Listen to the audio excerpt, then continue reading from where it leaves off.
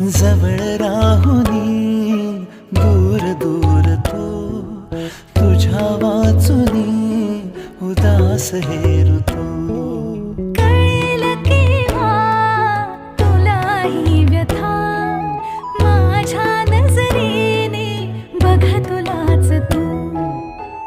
दोन किनारे आपण दोघे भेट अचानक होईल का मग. श्वासाचे श्वासात गुंतले नकळताच बघ झालो जीवलग. कसले काहुर कुठली हुरहुर मनात आता व्याकुळ तगमग.